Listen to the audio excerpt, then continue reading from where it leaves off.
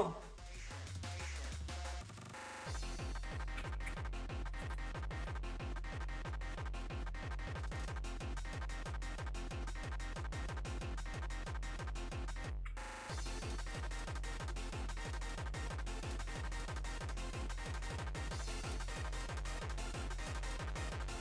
there we go.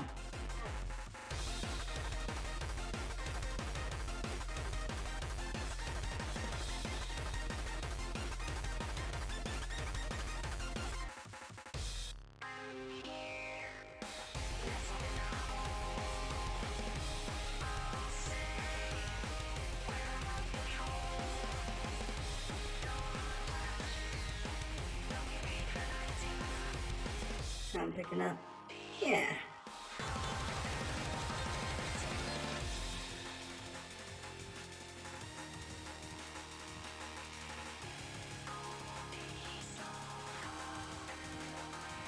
How's it going?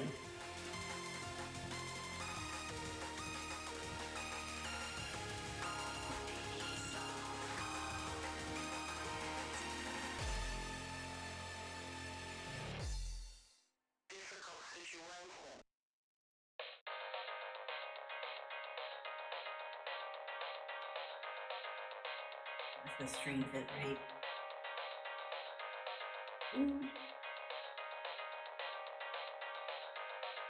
Shows it's running at 60 FPS.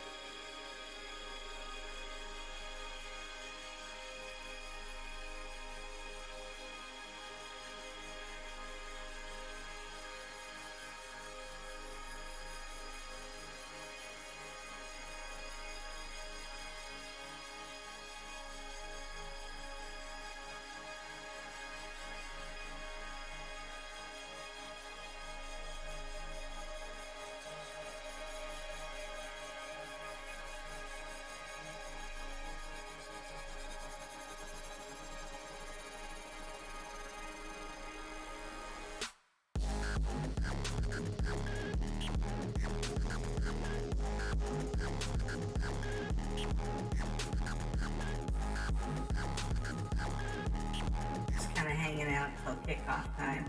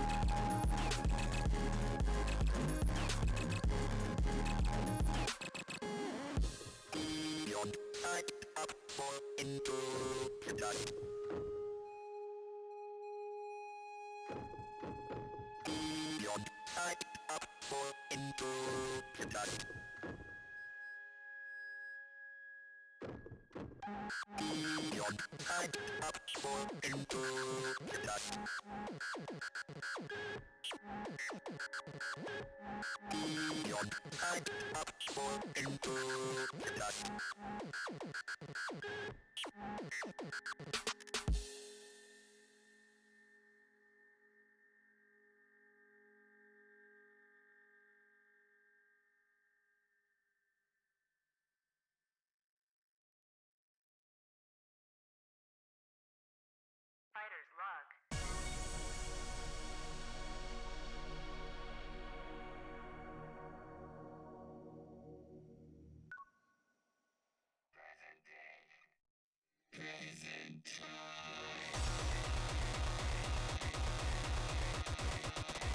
Probably.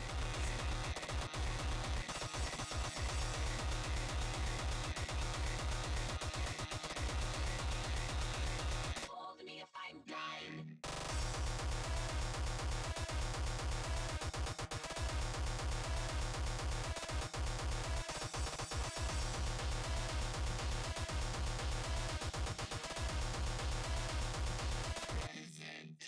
Alright.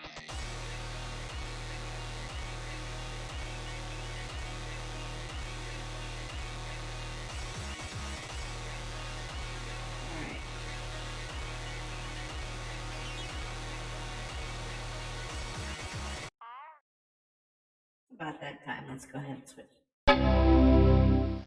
switch things up here.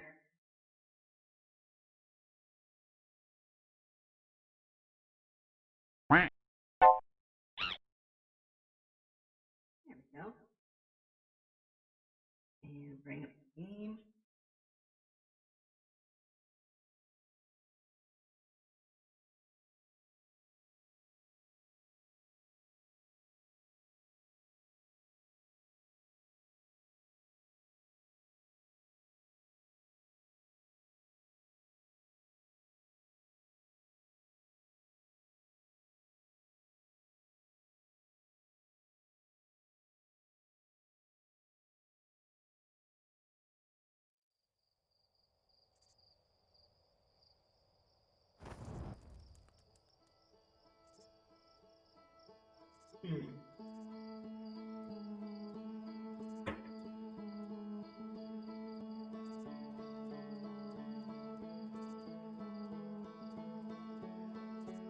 Oh no.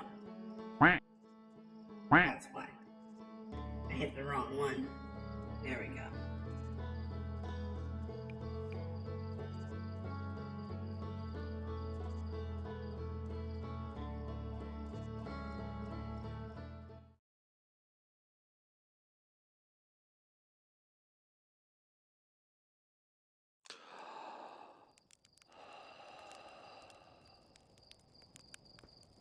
Okay.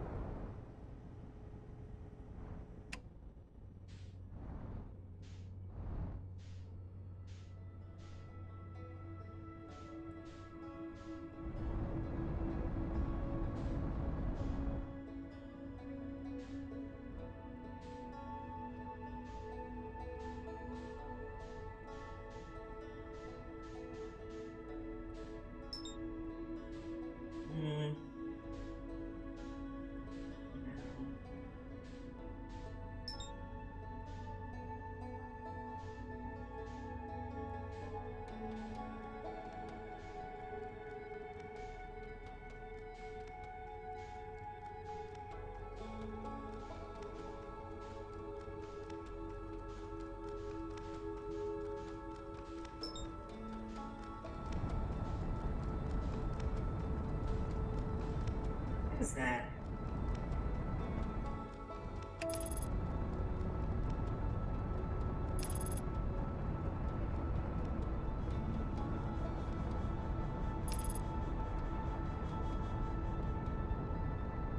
Is this the quantum moon?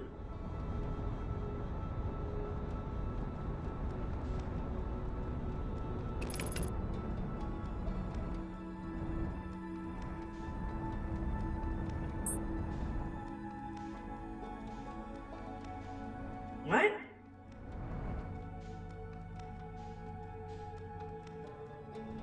I must have observed it. I guess it is only something you can warp to.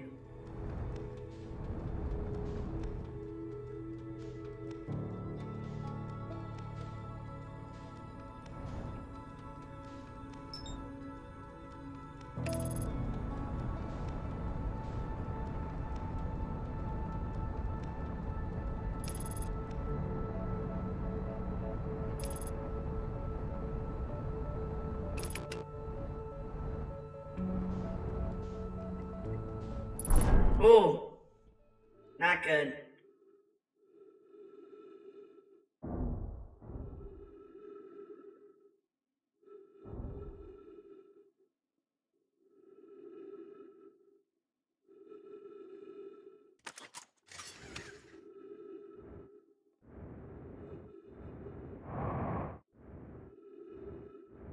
Oh.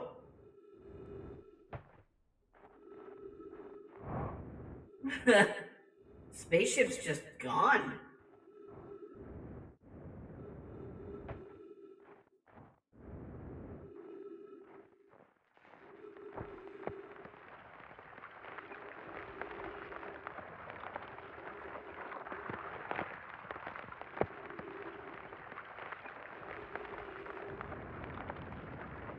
Oops.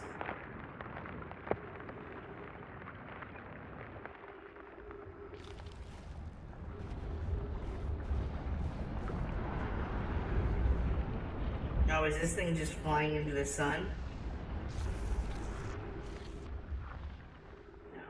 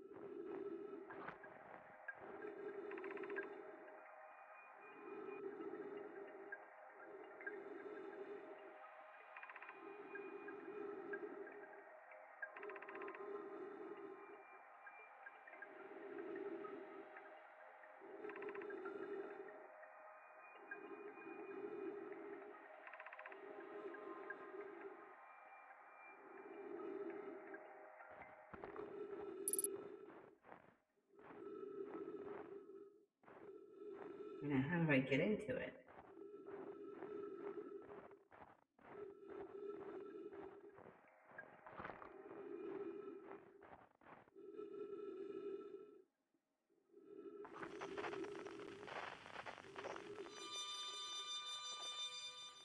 Yeah.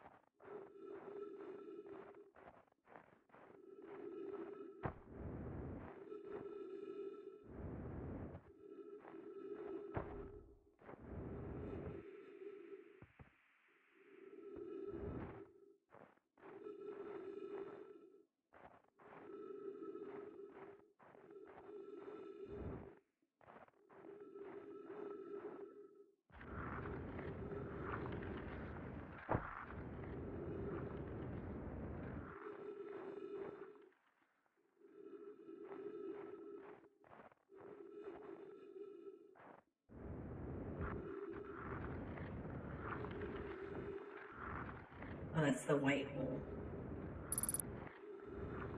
Yeah, I know I only have 3 minutes of oxygen remaining.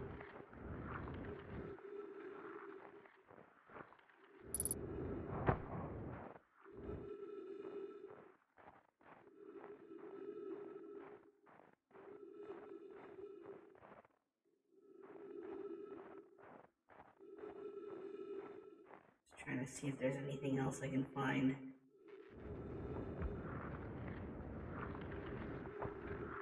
And it looks like there's an ice maze.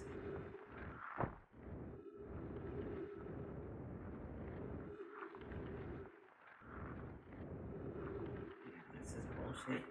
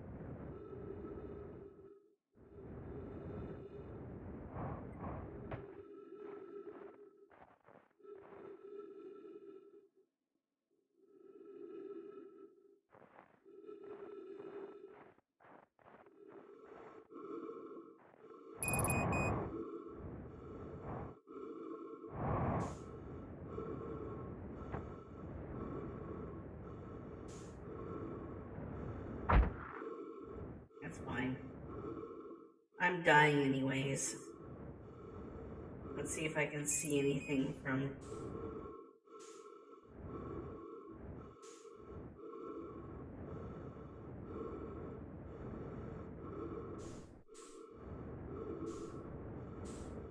I think that's all that's on the interloper. Oh.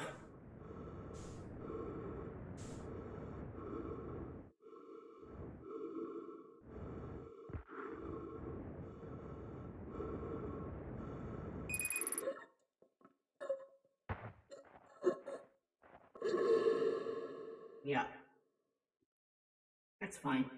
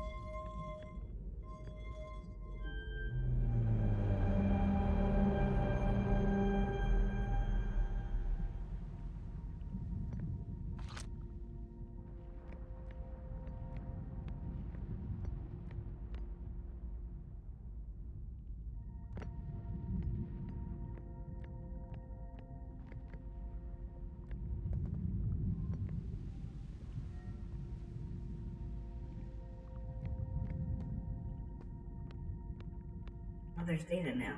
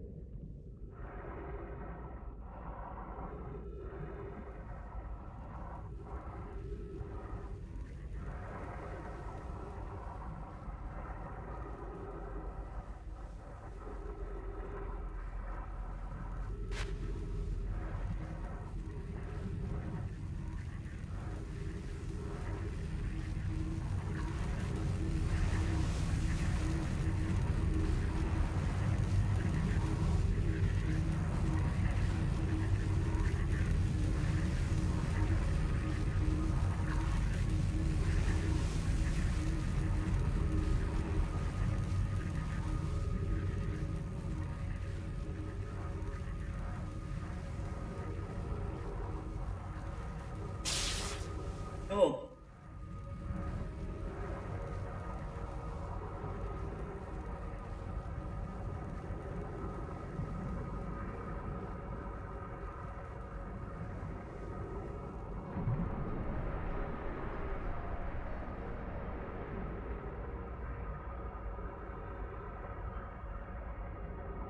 It's going alright. I got to the core of this planet, which was supposed to be impossible. I accidentally flew into the right tornado.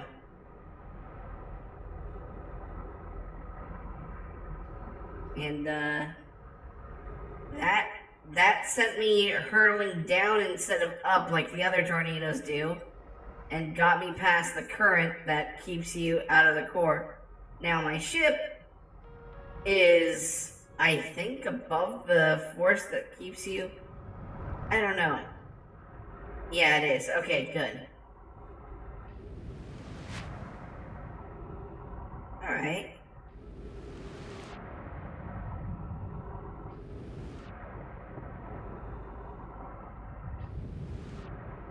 So I'm doing okay.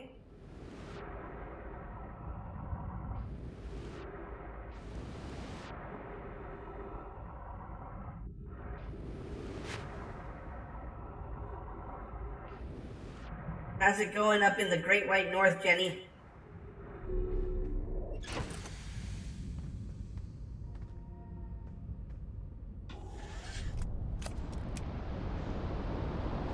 Oh, that's a big tornado.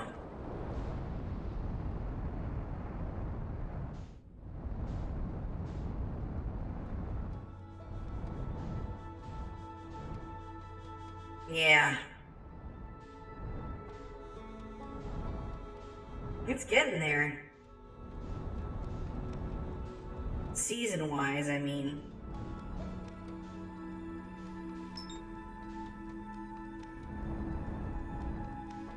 It's not the interloper, is it? No. Dark Bramble. Let's see how this goes. Yeah, we still have Thanksgiving here in the States coming up, oh geez, in like a little over a week. And then we have the Christmas season. Not that any retailer would let us think that Thanksgiving is a thing right now.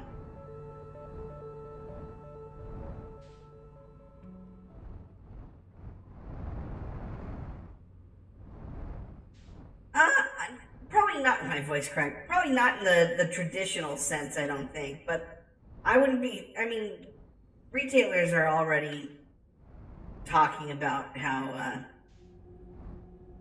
Well, let's try this.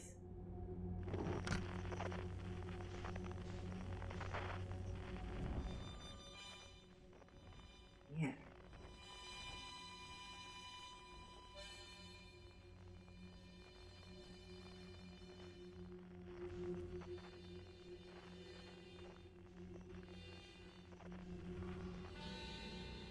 Oh boy.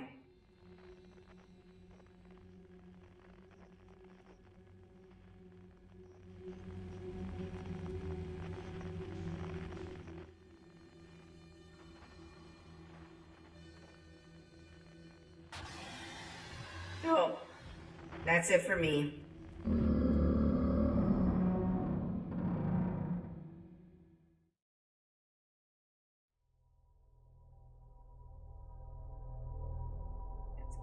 Sun was gonna explode soon, anyways. Yeah. No, we're gonna have the same thing here. They, in fact, in Portland, or actually, I guess in Oregon, but I think just in Portland, they locked us down for another 2 to 4 weeks, which I think is the right thing to do. I'd already told my parents who live in California, like, I'm not visiting for the holidays, and I don't want them to visit. Like, it's just, with the virus going on, it's just consider, mark this year off. It's not happening this year, and that's okay. I mean, honestly, like, I go every year, so kind of a break from all the hustle and bustle of having to travel and all that is nice. And I don't even have any arrangements for, like, I don't have anybody to watch Tiki or anything like that right now, so I don't really know what I would do. Um, but yeah, and then the lockdown happened. My mom just kind of realized, oh well, we wouldn't have been able to go. Right. She's like, oh, we wouldn't have been able to go anyways because they're not going to want people from California coming up, and they're not going to want you to travel either. Absolutely. And yeah, it's easier for them too because they can just have a regular Thanksgiving. I'm vegetarian, so I don't know what. I mean, like, there's definitely stuff I can eat for Thanksgiving, but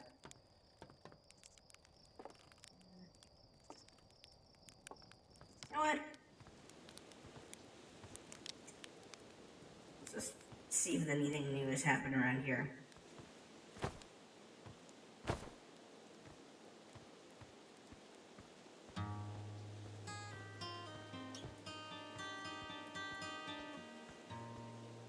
I could make an okay Thanksgiving spread, but I'll probably just do something. Yeah. I have not been to a Trader Joe's since before the pandemic.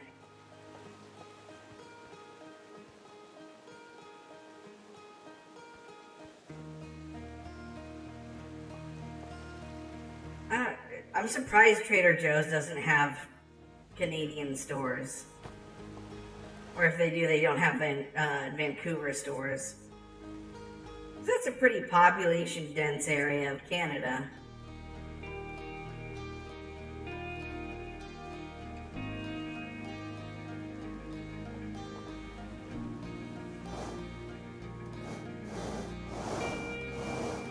I mean, that said, there's also the whole dark secret of Trader Joe's, which is that the majority of their brand name, their store brand stuff is just repackaged regular, like brand name products.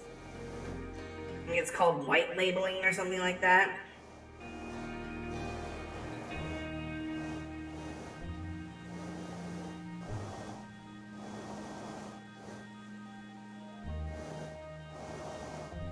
You guys do have that one brand though that's like no brand or whatever. That shit rocks.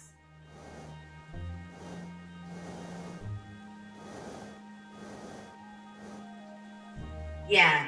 So like a lot of their like juice products that they have, like if it looks like it's comparable to something from Naked Juice, it is Naked Juice. I think the JoJo's or whatever are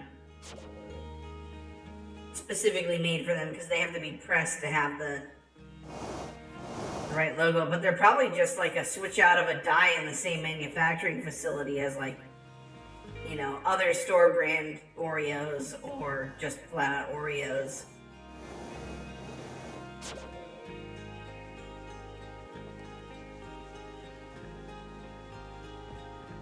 I love No Name's like just very basic design.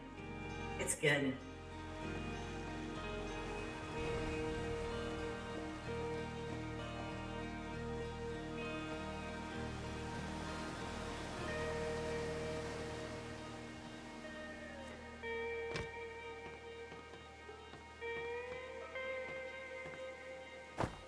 Guess I'll go up into space again.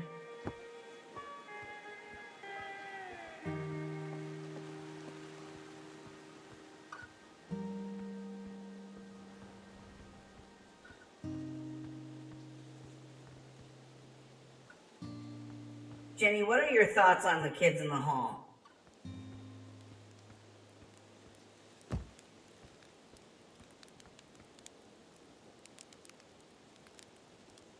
Yeah, no, I'm sure the bulk barn's not doing fantastically right now.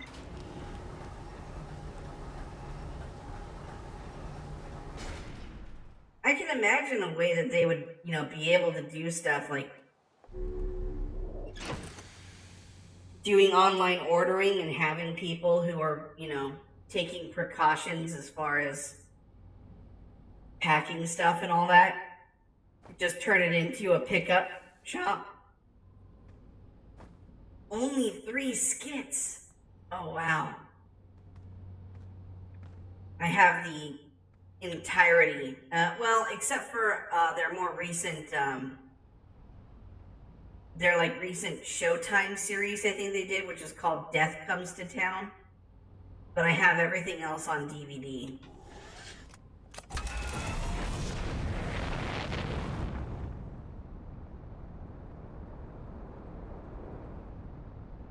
My favorite sketch of theirs is probably the guy who threatens to let the monkeys out. It's a classic. Oh, I am already out in space.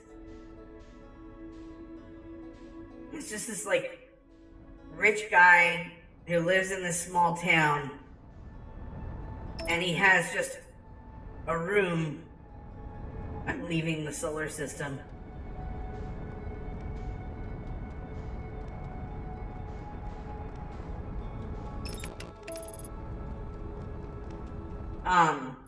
He has a room in his house that's just full of angry monkeys. And his entire grip on the town is that if they don't treat him well, he'll let the monkeys out.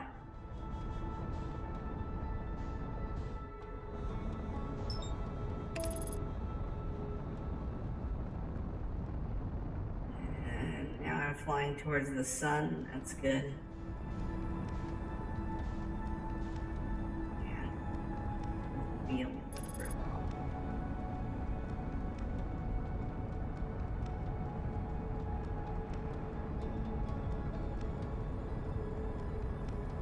Let me see.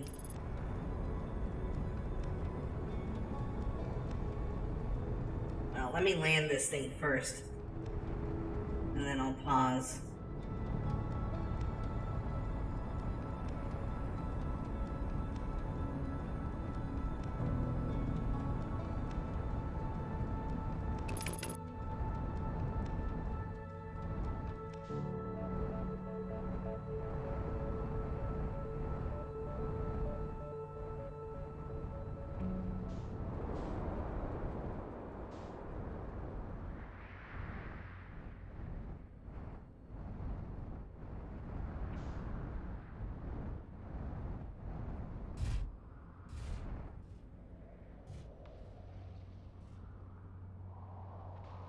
There we go. Alright. Okay. In the meantime, I'm going to bring up that.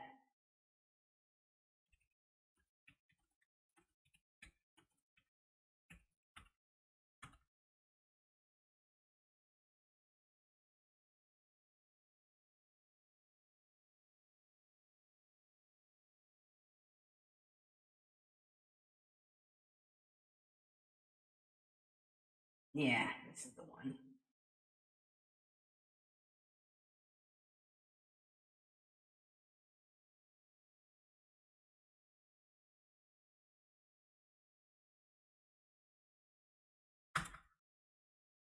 There we go.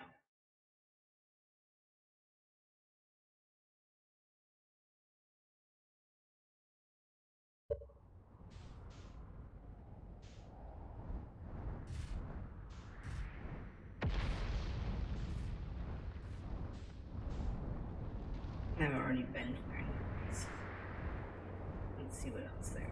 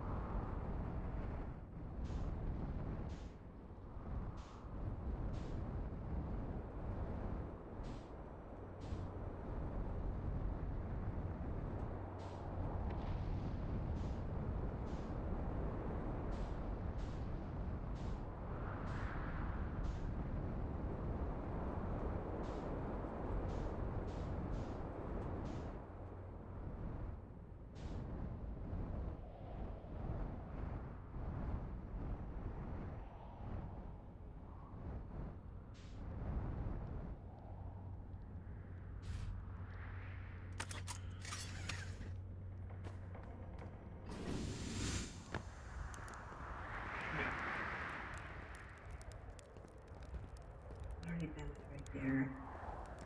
But I want to go down to the city. It's one of these. Right. All the trees, that's right.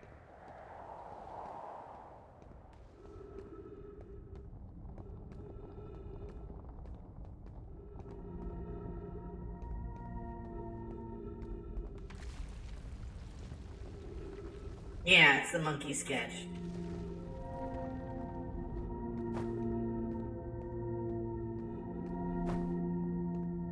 That or sausages, which I don't think is available online anymore. It's hard to pull up a lot of the Kids in the Hall sketches. Sausages is great because it's like a take on, like an independent European short film from the like 1960s maybe. It's very bizarre.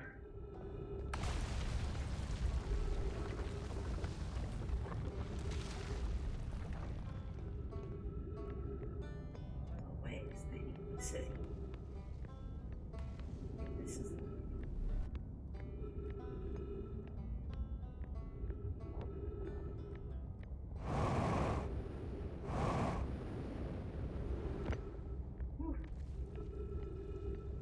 Picked the wrong bridge.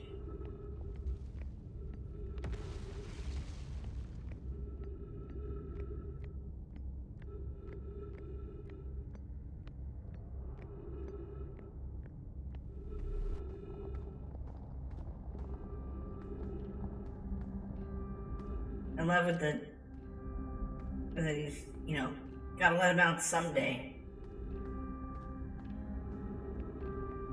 Can't keep these monkeys cooped up forever.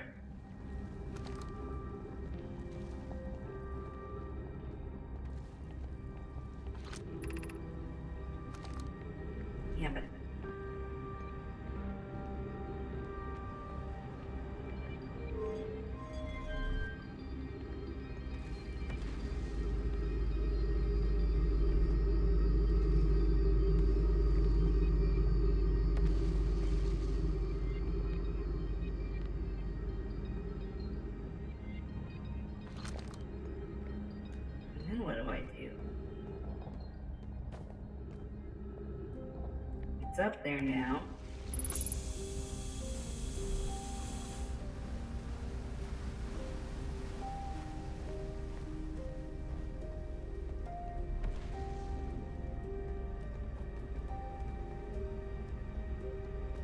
Found that in Reddit.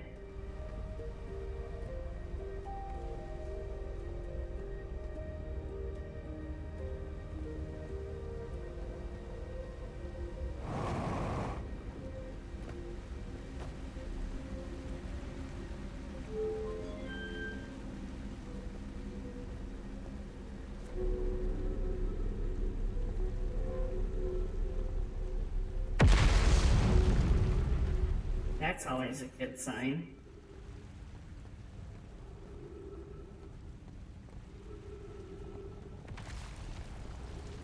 Is that flowing water? Have I been here?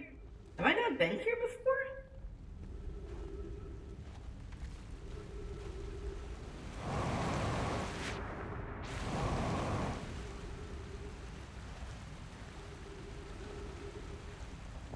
What is this? Okay.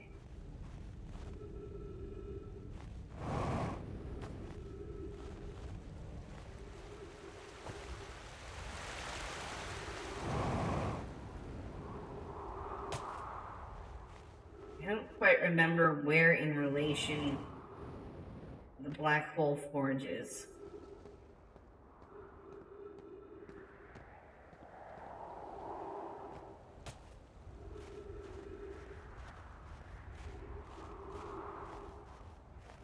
Maybe up here?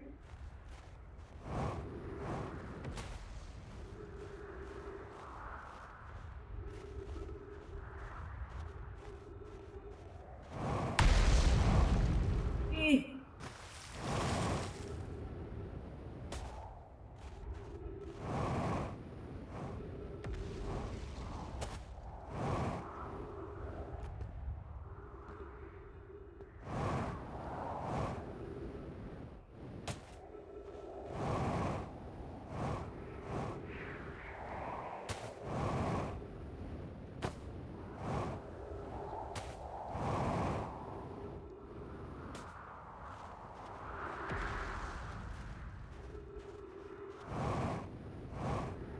Yeah, it's somewhere over here. That's right.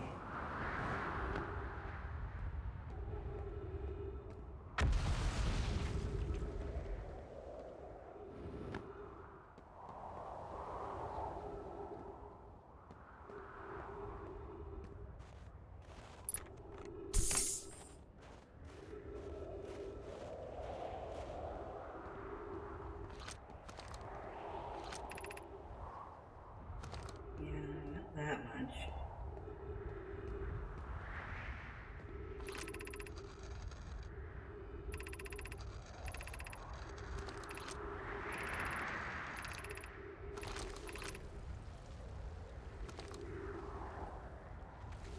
Yeah, I got that. Where the heck is the dang forge?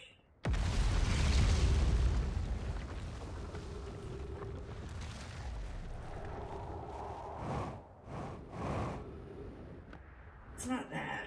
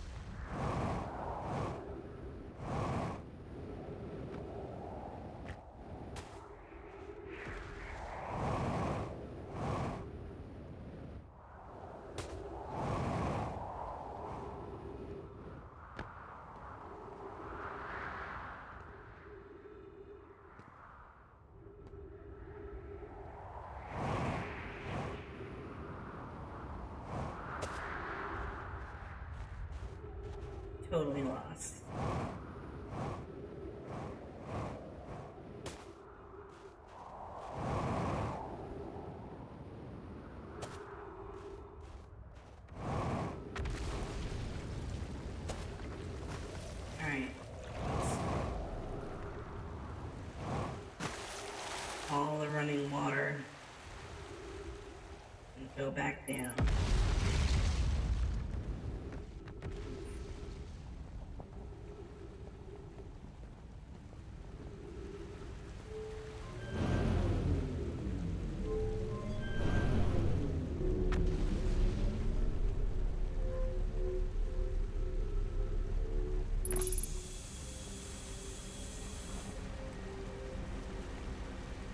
That was a living tree that was detected?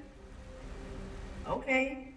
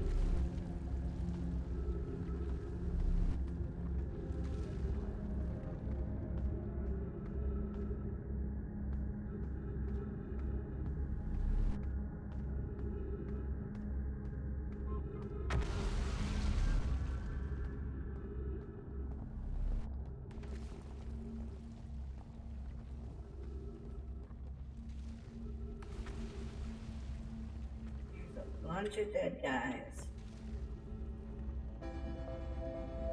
Uh-oh.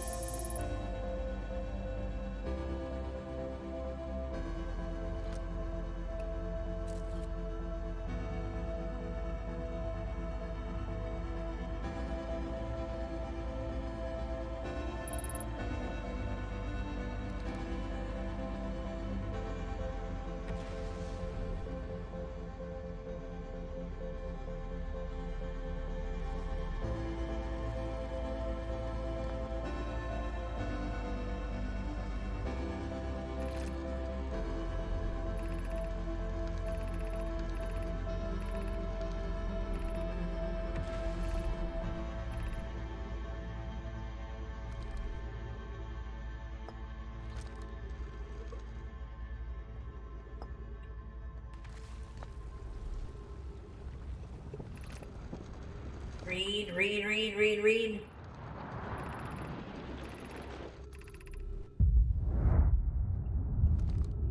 Alright. That's what we call speed reading, folks.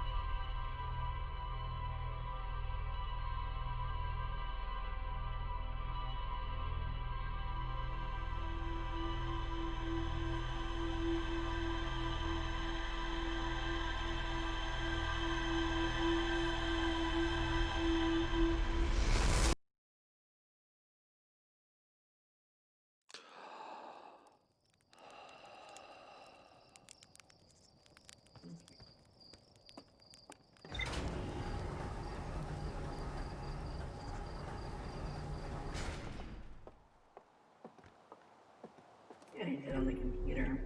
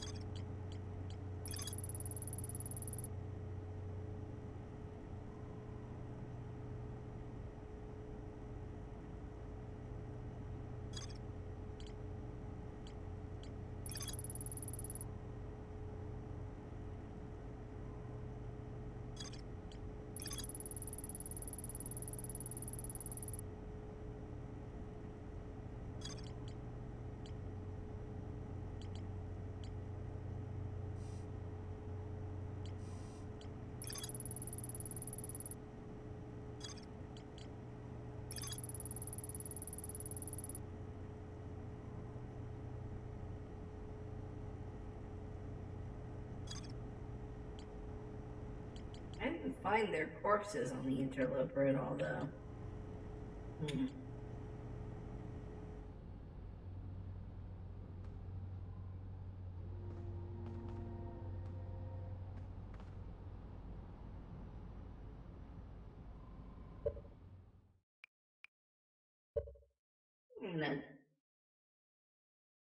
I'm gonna call seeing the playing the game for now.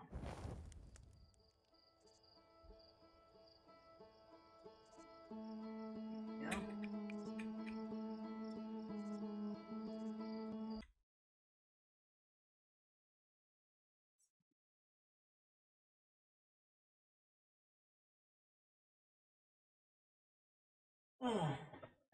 Let's switch over to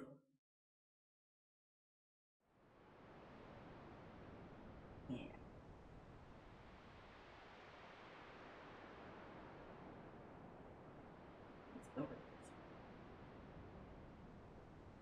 It's not tiki music, but I'm trying something different with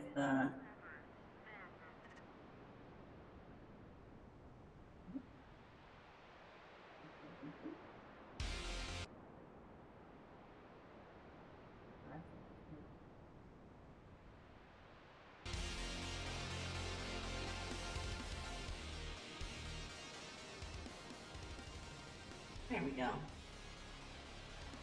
I'm trying something different with like music for the stream.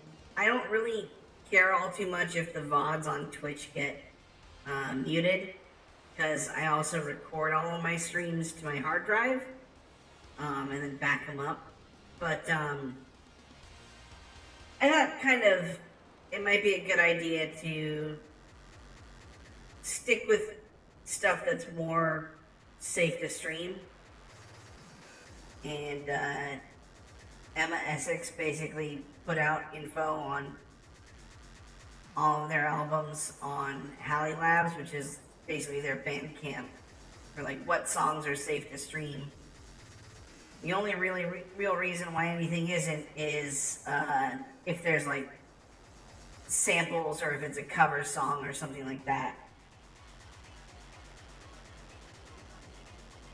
So I'm using that.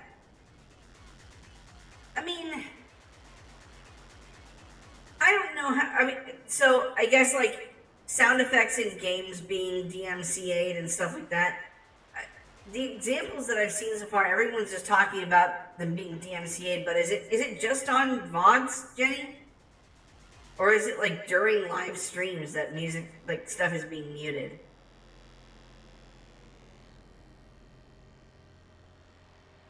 And then are they actually penalizing accounts, or is it just literally just muting the stuff that's getting caught?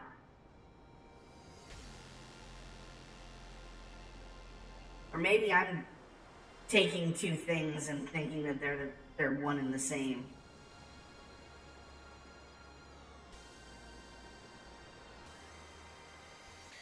I've been trying to find like a breakdown of what's actually going on.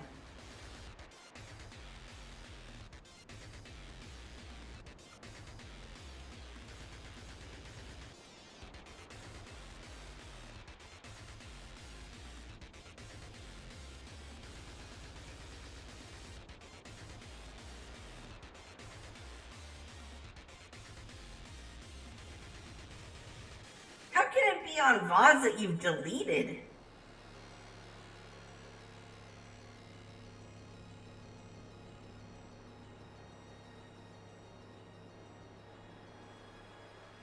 That seems weird.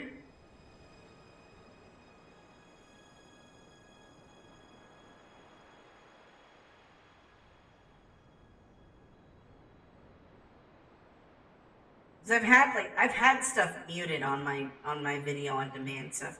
That's because I've either played just music off of Spotify like a moron, but for the chat room here, tiki music makes more sense, but it's all copyrighted, so can't really do it that way. I need to find like some sort of, you can stream this tiki bar music. It might be me.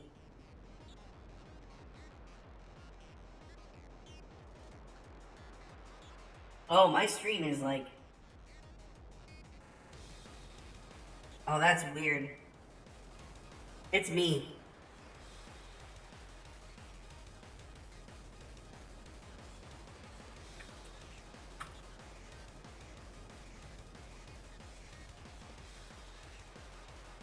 That might be a sign. What's going on here? It says it's going at 60 frames a second.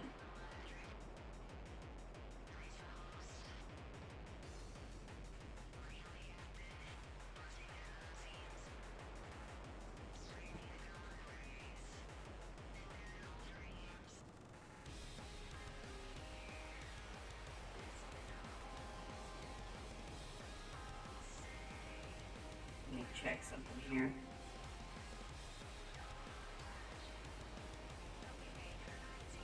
There. That might fix things a little bit.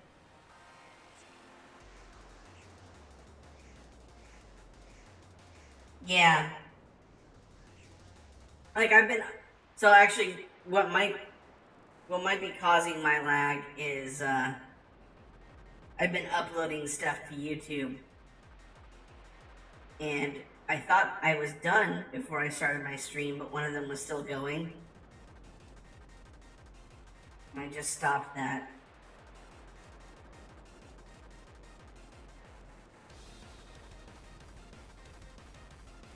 Refresh this page.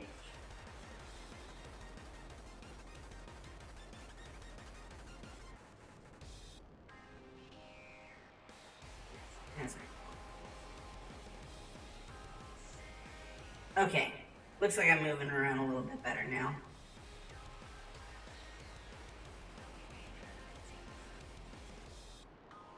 Oh, really?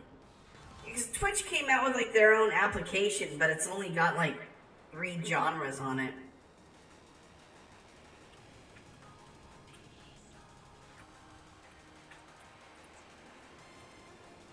What if I just switched over to that ukulele and glockenspiel song just on loop?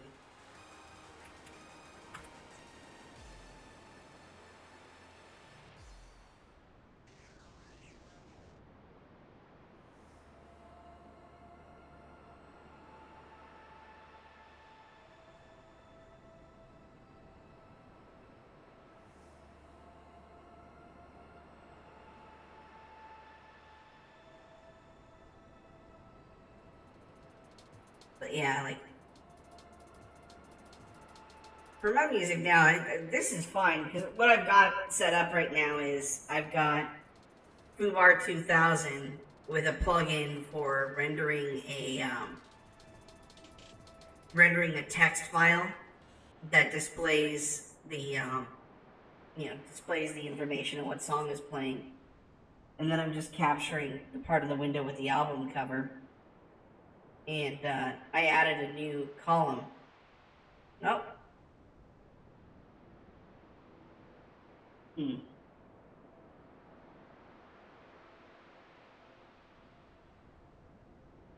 Okay, thank you.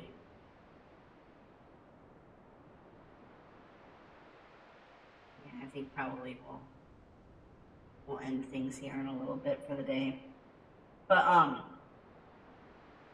I already purchased on Halley Labs you can buy all of the music on there for like $55 right now.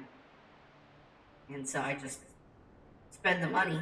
Might as well. You're supporting an artist as well directly. I mean, there's a little bit of fees on Bandcamp. Actually, the day that I bought it, it was on Bandcamp Day. So just the money goes directly to them. Yeah.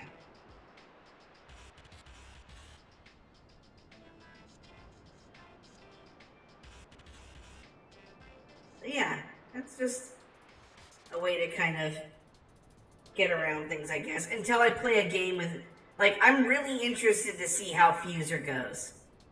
Because it hasn't been muted at all by Twitch. like my Fuser stream.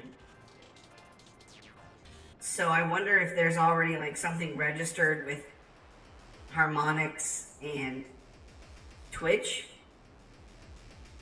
I have no idea. But I know that shit's gonna get marked by YouTube. Because, like, YouTube's algorithm for figuring out copyrighted stuff is way more advanced, I think. Like, I tweeted out a little bit ago, they recognized, gas from, oh my gosh, I can't remember, Initial D. But done entirely using, like, the MIDI sound font for, Megalovania. Which is, like, the only way that it would be able to recognize that is if it's, like, just reading the notes of music without paying attention to the actual, like, sound waves. Like, it has some sort of melody detection.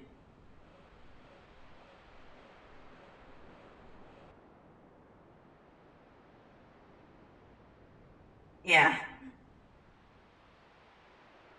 Because, like, the other ones that it calls out is like, oh, Celine Dion's My Heart Will Go On and On. And it's like, yeah, no, I mean, like, it's mixed in with something else, but for a moment you can absolutely hear just an unedited version of that song in this mashup. So, yeah, that makes sense. Like, the stuff where you can hear the individual songs, like, okay, absolutely. But, I mean, figuring that part out is so weird. And then the other thing that I'll probably be doing is, as I get better at it, recording stuff with my Eurorack and making kind of ambient background stuff that way. They don't need anything that's got like a lot of lyrics or anything like that. Just stuff in the background.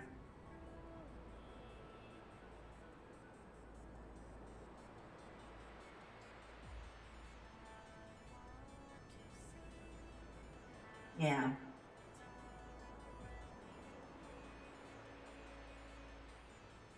Well, the other thing I'm thinking of is like, so I've got an application called VCV Rack, which is Virtual Euro Rack. So I can make generative patches with modules and then just save them. And I can just, if, you know, as long as I make it kind of evolve so it's not so monotonous, like, that can be really good for just turning on in the background, and it can just make little, like, loopy, spacey noises that are kind of melodic, that are just evolving and changing as time goes on using, you know, random voltage generators. So, and then I've got a capture card setup that I'm working on. Like, I can play Switch on stream now, but I want to set up a good layout for it, so I'm working on that. So, might do like a playthrough of Mario Odyssey or something like that. I might, you know, I never actually went through any of the DLC in Breath of the Wild, so that might be a thing that I go through instead. Because I have 100% in Mario. Get all those Koroks, all 1,000 of them. Yeah. And I still have to figure out what I'm going to do for VR.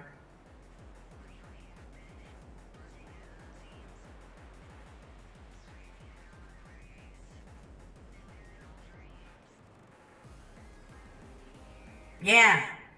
I mean, like, it's out and out.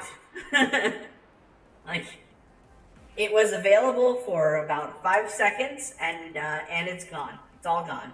It's gone.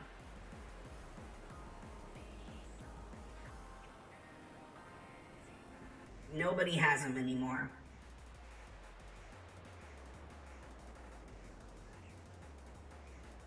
Great. It'll take care of. Like, it'd be a third console that's on my TV, but since it can play my PS4 games, and it's a 4K Blu-ray player, I can just. Oh yeah, no, it was out on the 12th. It's been out for like 3 days, I think.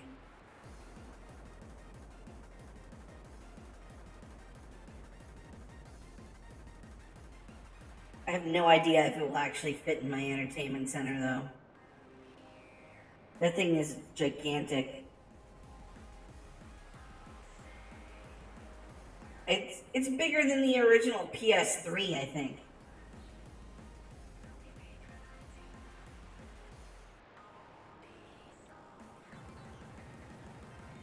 I just wish it was more backward compatible than just PS4. It's out too. It came out before the PS5.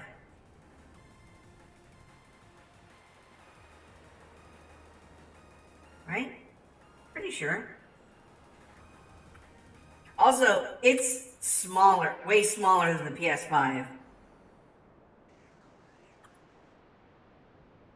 Yeah, the Xbox Series X came out 2 days prior to the PS5. It came out on the 10th.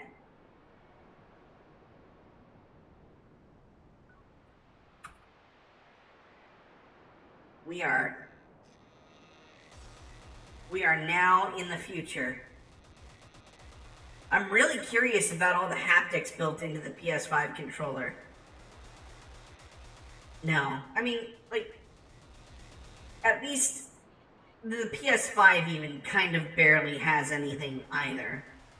Like, it's got, like, its big killer app on the big killer app on the PlayStation 5 is the Miles Morales game.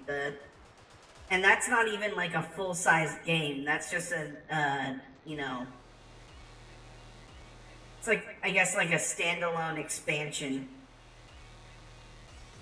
So,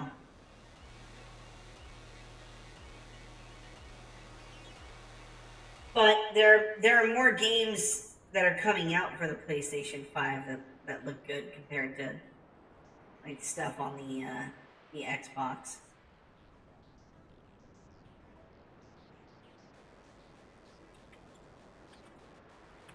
What are some of the upcoming PS5 games?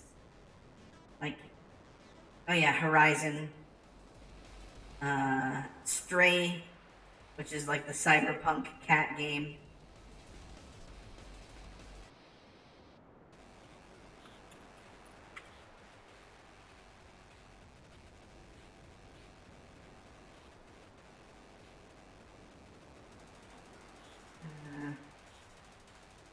It doesn't. I mean, like, but in all honesty, it doesn't really have that many compared to the Xbox. Like that many more. Yeah, it's $500. It's expensive. Ratchet and Clank. That's another one that's gonna be exclusive. And then they announced God of War 2. I'm sorry, what? I've never heard of that game, ever, Jenny. I have heard no whispers of that game, ever. Joseph Gordon-Levitt never speaks of that game.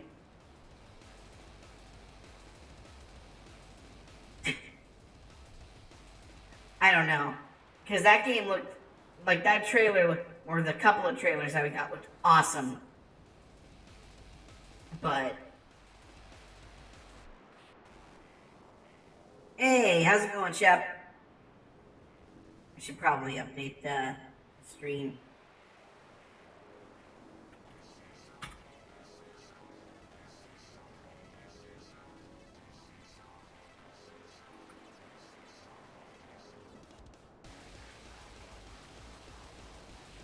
We're talking PS5 exclusives.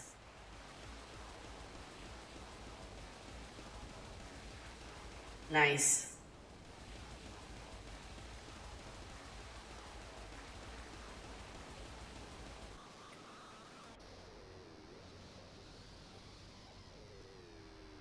Yeah. I mean, luckily, at least, like, with that one, even though Microsoft owns Double Fine now, uh, that's still coming out for everything, as far as I know.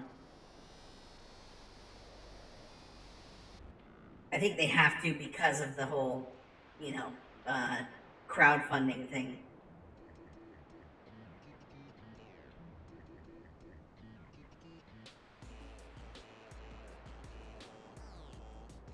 Yeah.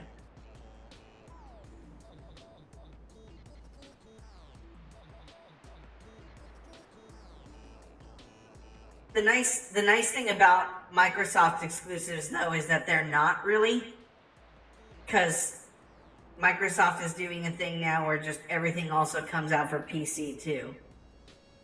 So, worst comes to worst, if you want to buy into that stuff, like you'll have to get Game Pass for PC. Okay. That's not the end of the world. You don't have to buy a brand new console on their end to get things if you have a PC. I mean, even some of the PlayStation exclusives, like a year later, came out on PC with Death Stranding and Horizon. So.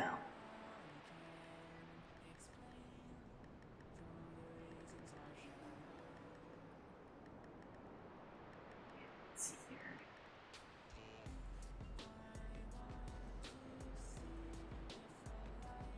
I know there's like a whole shitty stigma around it, but I'm still ashamedly hyped for Cyberpunk. It's just anything Cyberpunk I can get, it's just like hook it straight into my veins.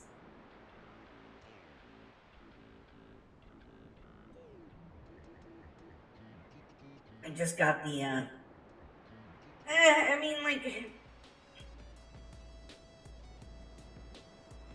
same. I really do too. It looks awesome. Um, but, you know, the proof will be, as they say, in the pudding. No, nothing. Nothing yet, Shep. No muting, no takedown. I have a feeling that like they knew that they needed people to stream that game, and they like have an agreement with Twitch or something like that. It's like, you know, if they release a new Guitar Hero, like Guitar Hero already has like a really good you know, streaming fan base. People doing like, you know, the modded versions and all that. If they release a new Guitar Hero, you'd think that they'd want stuff to be on Twitch because that just gets the word out for the game more. And with Fuser, I think that's even more important because I don't think anybody knows what the fuck that game even is. I barely do, and I've played it for several hours.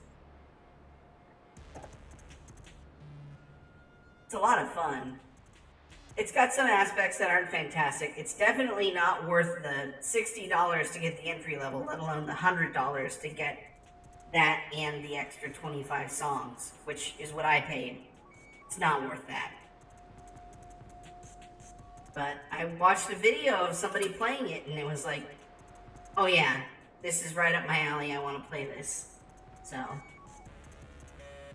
I got it, and then I played it for a while, and I was like, okay, this will be fun to stream. We'll see if that works out.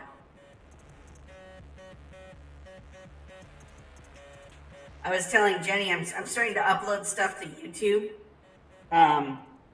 for like the stream archive. And I got like, you know, copyright blocks, you know, monetization blocks or whatever for some of the mashups that I was listening to in early streams. Still do every now and then from SoundCloud. And, you know, it's like Celine Dion and, oh, I forget some of the other stuff. But it's like, those are legitimately just, those are segments of those songs. But the one that I thought was really funny was Gas, Gas, Gas from Initial D, but using the Megalovania sound font. Like, they must have melody detection or something because there's no way that the sound waves matched. So, I'm not really worried about making money from streaming or anything like that. I just really wanted to Yeah. I'm like just doing this because it's fun. Oh, I'm not worried at all. If anything, it's funny to me. Like, how did they know? Yeah.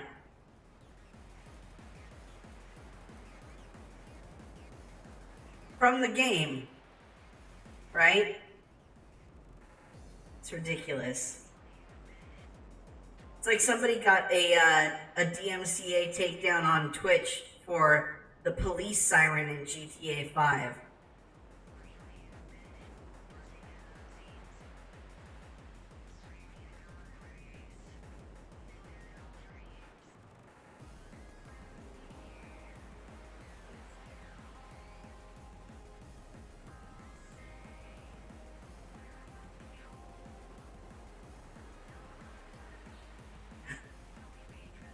Wait, one track in Portal 2 that does not belong to Valve.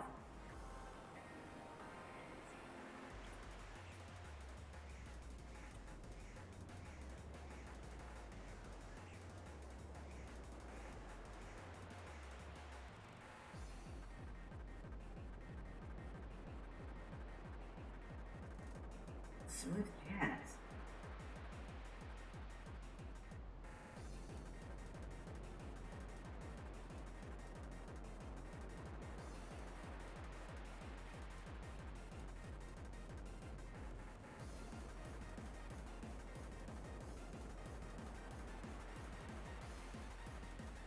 I don't even remember that.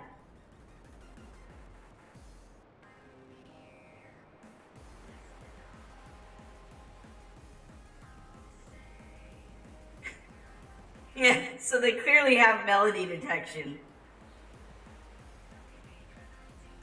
It's so arbitrary and just un- undecipherable. Just and it's like so. My family is switching cellular carriers, and I was on the phone with my dad Friday night for 6 hours while he was live chatting with people on Verizon's side. And like we were 3 hours into one, and we lost the person, and then spent another 3 hours with another person rebuilding what we set up. And then we thought we had finally gotten everything taken care of. And then my mom got the email for like, you know, what the explanation of the billing is and all that. And she's like, none of this adds up. This doesn't look like anything that we ordered. So the next day my dad was on the phone with Verizon for another 4 or 5 hours. Most of that being on hold. And it's just like they make things intentionally confusing to take advantage of the end user. I think it's the same situation here. They don't want you to know how they operate, because if you know that, then you may find a way around it completely. They want you to basically, like, you know, it's fear of the unknown is what they want you to have.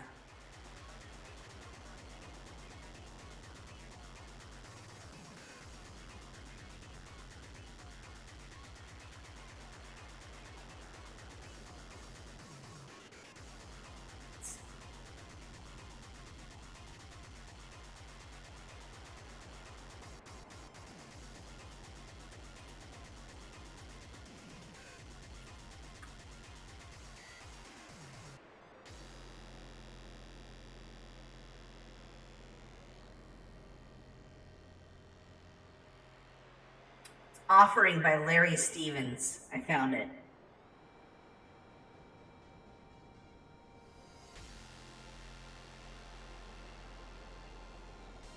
Hey, thanks, Jenny. Have a good rest of the day. Get ready for Garfield's favorite day of the week.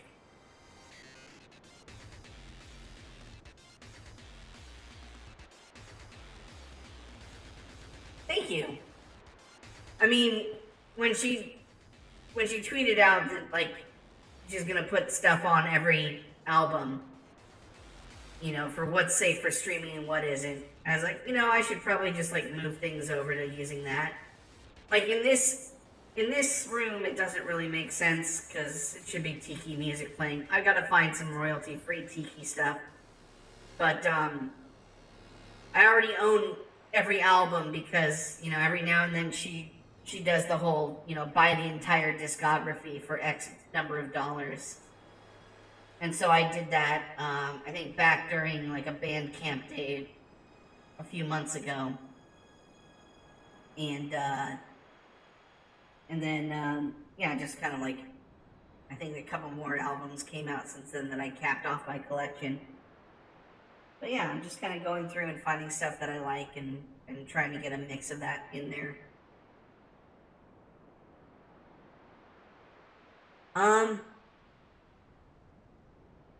Probably.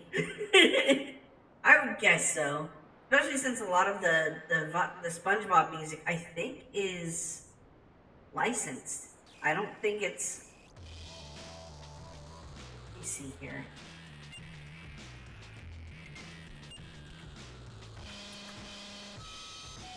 No, not the musical.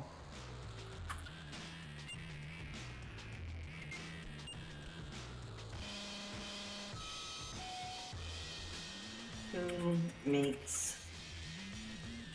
Oh, what am I doing?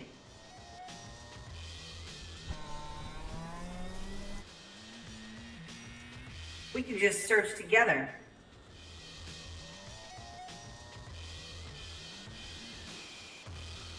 That's interesting. Why is that cut off?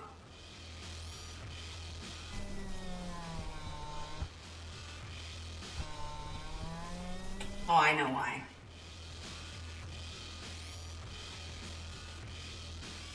That's supposed to be over here.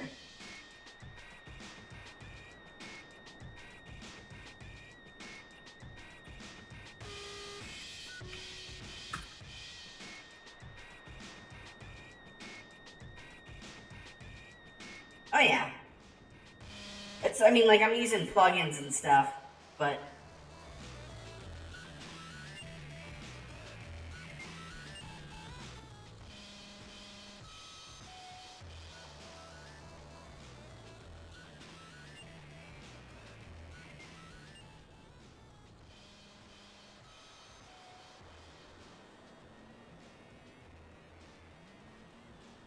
Yeah, I can help with that.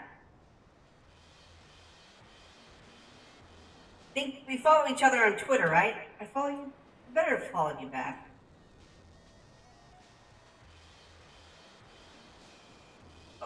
I'm gonna fix that now if that's not the case. Yeah, fixed. I got that.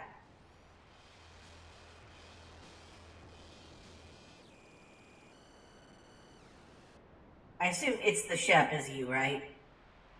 That would make the most sense of all the people following me.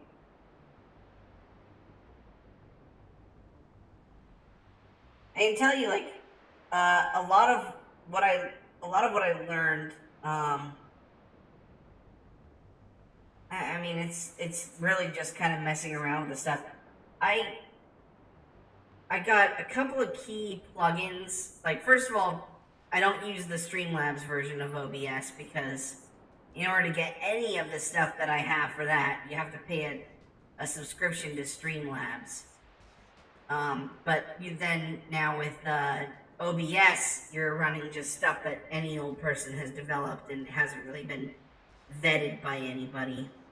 But I use StreamFX, which does, gives you some options for, like, how do you say it? Like, some blend modes and things like that. Kind of like filters that you would get, like blend modes that you would get for layers in Photoshop, things like that.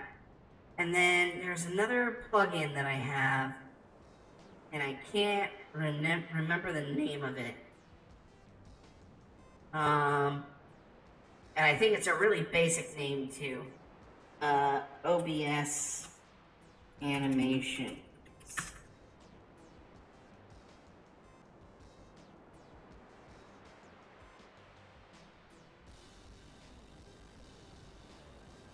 Resources. Oh, I think is it move transition?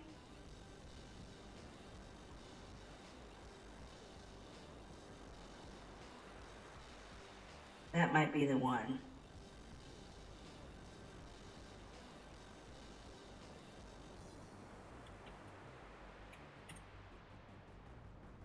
Resources.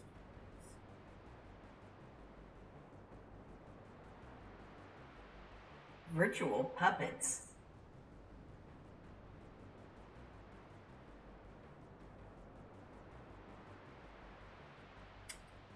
Maybe it might be motion effect.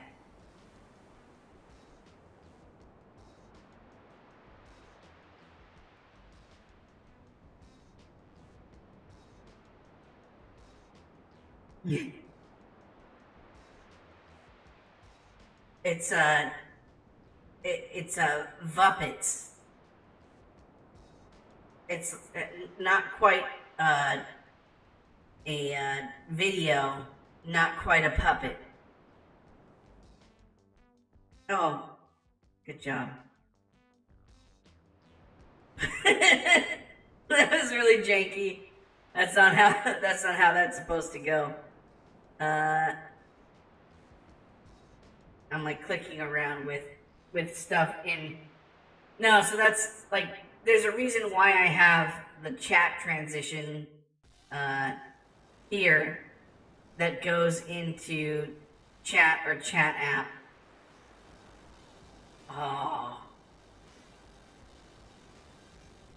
I don't like that. Right, it's supposed to go to chat and then to chat app.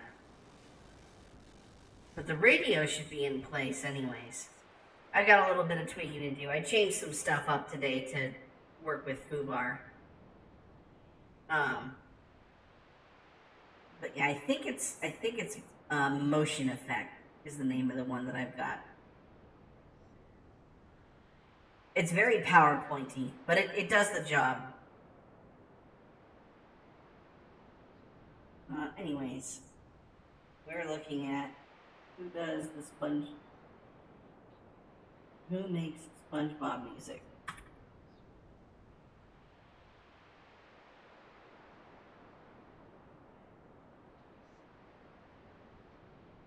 Yes.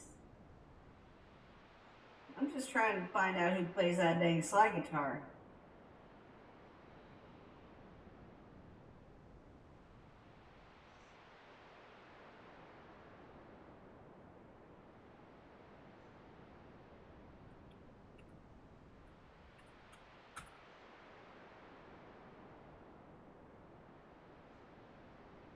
Lap steel.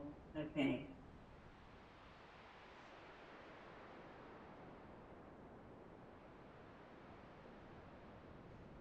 I'm gonna mute things really quick because I don't want to get flagged on this one.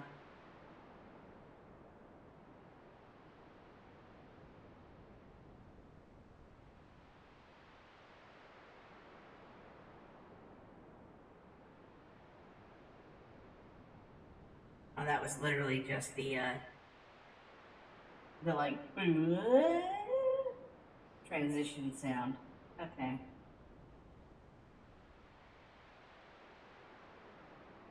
Yeah, I mean, honestly, a lot of what I did was a lot of like Googling tutorials. Like for I mean, for the window in the background, like I'm learning After Effects, which is I'm not having a lot of fun with, but I want to make something better than what I currently have there, and let's just straighten up. But like, so I'm using some paid software, like for all the sound effects that happen with transitions. It's the same software that I'm using to change my voice, which I know is breaking the fourth wall a little bit, but it's called Voice Mod, and it's a voice changer, but it's also it's got a soundboard built in as well. And then I'm using a Stream Deck because holy shit, Stream Deck is awesome.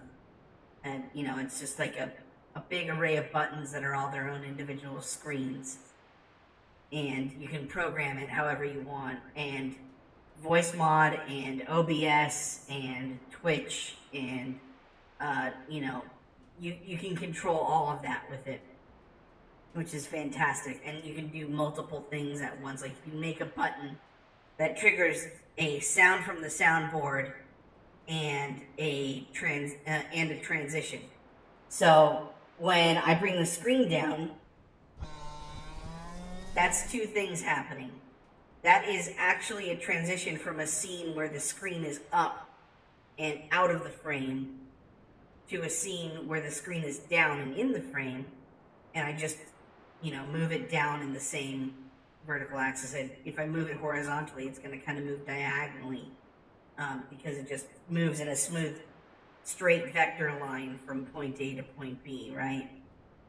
But then also I have, that's a multiple action button that also triggers a sound of a car window going up or down depending on which direction the transition is happening.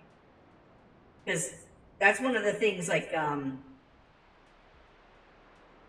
that's why going to this and then going just directly to chat app looks so garbo, is because the only way that happens smoothly is if those items exist in the two scenes. So if you've got the background and the window and me and everything in place, and the only thing that's moving is that screen, that's the only part that's animated. And then I have the transition. That's using the stream effects like fade wipe. But then when I go into chat, see the radio, you can see how janky the radio is. That needs to be fixed because the radio got moved out of place somehow. But that chat transition slide is actually still in this scene, but it's to the right off frame. So that's why it slides out of the way like that.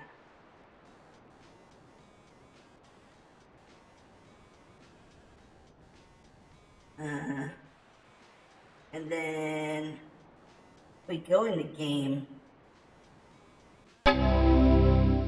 That's a multi-item button that plays, the B version of the Mac startup sound. And these are all multiple item buttons. So like, if I want to bring Outer Wilds out, that's just turning off a source on the Stream Deck as well as playing the sound at the same time. And I can change the color of my character.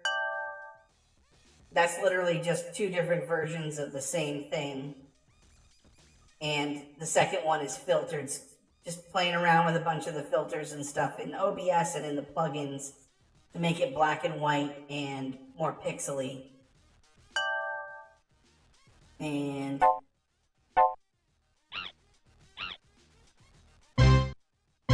that one's got to be changed, and then that's just basic, turning scenes on and off, or turning sources on and off.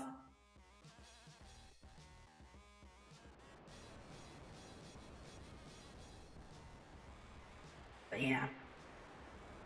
And then I've got a pretty good idea of what I'm gonna do for when I start streaming my Switch, because I've got a capture card. I've got the HD60S from Elgato, which is just like a little USB dongle. Well, not a USB dongle. It's like a little puck. And you plug HDMI in and then HDMI out, and then there's a USB Type-C to USB 3.0 cable that you plug into your computer. And there's an app for that, and there's a whole audio setup for it and all that, so I got that to fiddle around with and set up something. I'm not a particularly technical person. I don't do a lot of like I don't do any programming or anything like that. But my job is playing around with fixing problems with computers and phones. I'm kind of like I can't come up with code on the fly, but I can kind of parse CSS, HTML, basic shit like that.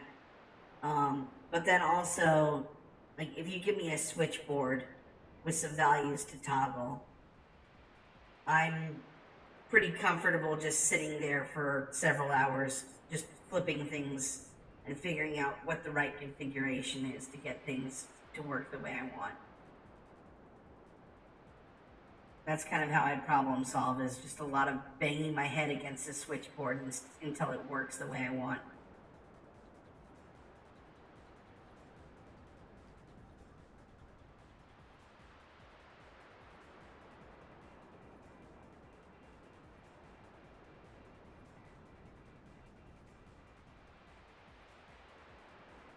Yeah. But I mean, definitely, like, the OBS website is where I got all the plugins that I'm using. Except for maybe the Foobar one. The Foobar one is its own plugin.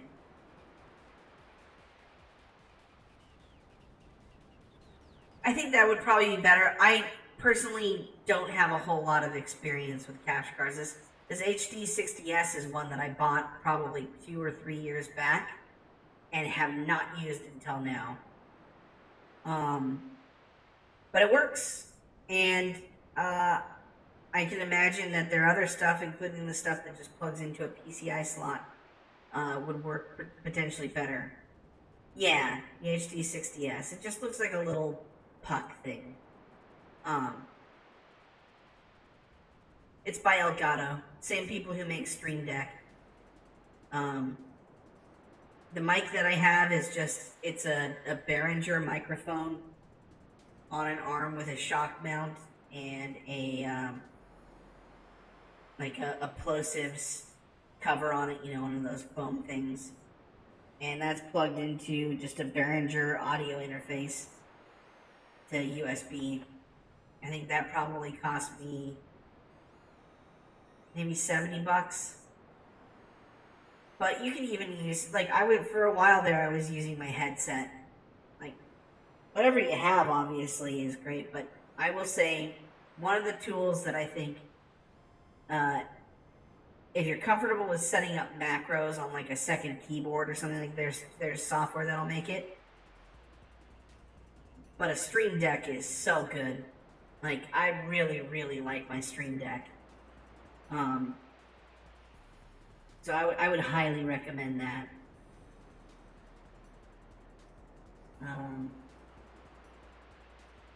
The other thing you need, though, is just a fucking beefcake computer. Because all of this shit, like, my computer was really, like, high-end, I think maybe about 4 years ago. And now I'm feeling the squeeze of resources.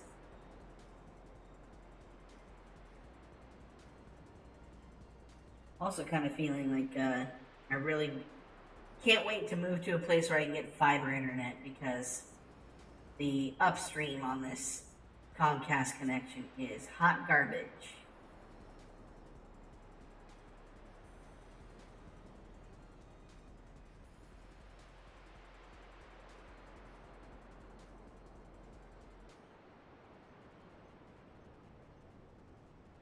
Yeah, I think that's a and I like, especially if you're just going for like streams, I don't think you need to move to like 4K video right now. We're not at a point where that's really viable for live streams at the moment, both as the uploader and as people watching the streams. Yeah. Like, it's nice to have, like, especially like, if you've got plenty of hard drive space to store video, like, that's nice. But like, a 2-hour stream when I record it. Let's see here. Records.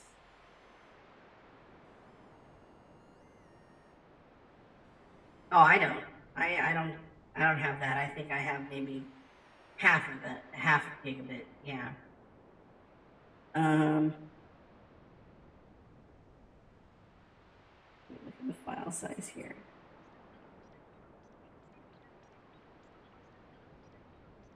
So, about a 2-hour stream is like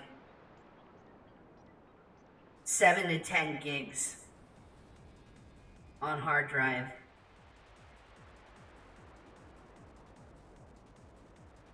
Honestly, if you really want to do a lot of stuff with controlling sources and transitions and things like that, it might be worth the extra money.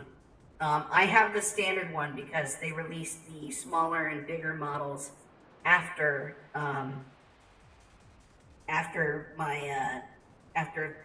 I purchased this one. But the other thing that's neat about the Stream Deck is the software can handle multiple Stream Decks. So if you do get the small one, you can get another, like not the small one. Don't get the tiny one. It's so not worth it. But if you get like the mid-size, the original Stream Deck, you can always get a second one. And they'll work in tandem with each other. Like they'll switch over to different scenes and folders and things like that. So it might be better to get the bigger one just if you're planning on going that way. I kind of wish I had the big one now. But further down the line, if I do start at some point making money off of streams in some way, either like YouTube monetization or what have you, I'll probably put that's going to probably go right back into streaming stuff. Probably upgrading my computer and my setup and all that. But yeah, if you can spend the money, go for it. But also, I'm making do with the mid-level one, and I could probably even do better with mine. Be a little bit more creative with how I arrange things and all that.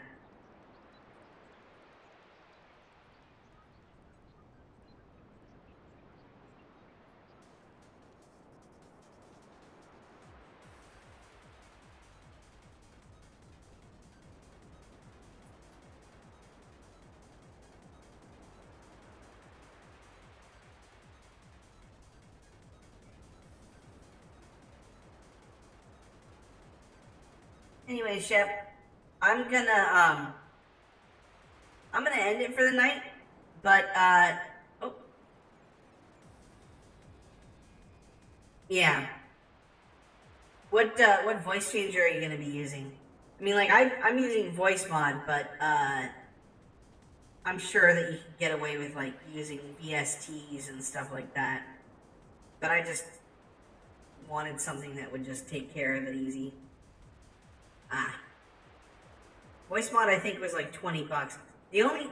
Here's the thing, if you're really particular about what you're gonna sound like what your character's voice is gonna sound like on stream, VoiceMod doesn't have a whole lot of options. Like they have some customized, like they have like you can custom build a voice changer, but it's lacking in my opinion. Like, I was able to kind of finagle this, and it's okay, but it's not exactly what I wanted. But then also, at the same time, let me pause this. I'll go into some examples of, like, the stuff that they have available, because it's ridiculous. Let me bring it up. Like, just bring up a couple of them here. So for Halloween, they released a couple of new voices in their settings. But this one is an awful lot of fun. It's really creepy. It's like it's supposed to be a clown. is pretty good with it. And there's like another one they call Lost Soul, which is kind of spacey and weird.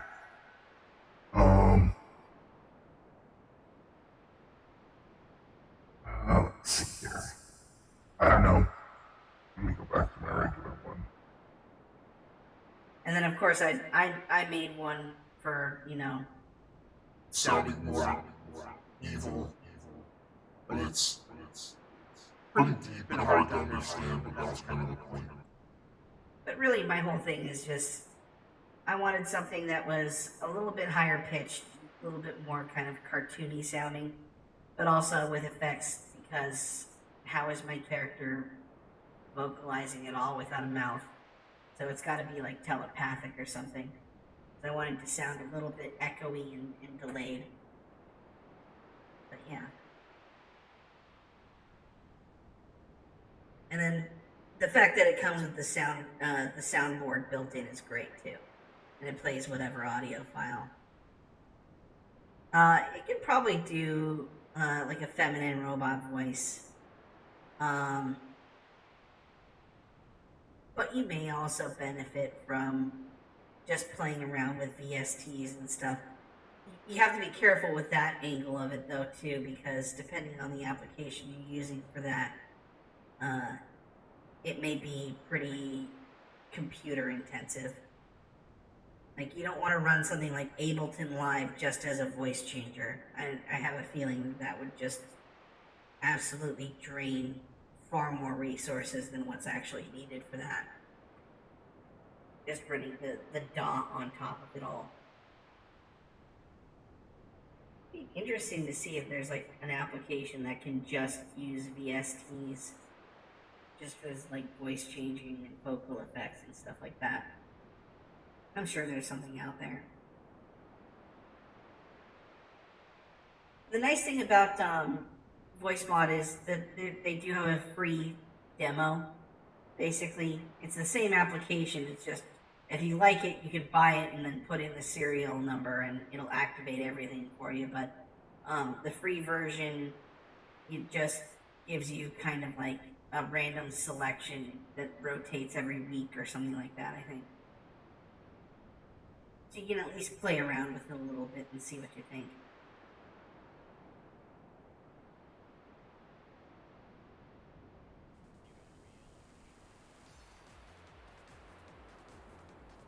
But I'll compile kind of like some links to what I'm using and post it up somewhere, probably on my Twitter. Good. Well, you know, glad to help out and give pointers and stuff. I don't consider myself a an expert by any means. I've seen some really incredible stream setups. Like, just for example, even look up Emma Essex. Just really impressive effects work and all that. But that's kind of where I get my inspiration, is just looking at other people's setups and trying to figure out how they're doing what they're doing. So, yeah. Awesome. Well, thank you so much for stopping by, everybody who's in here. But I will be back on Thursday. I think I'm not quite sure what I'm gonna do on Thursday. I might do Fuser and just, fuck around and find out, or maybe I'll do something on the Switch. But I'll have a good evening, and I'll see you again real soon.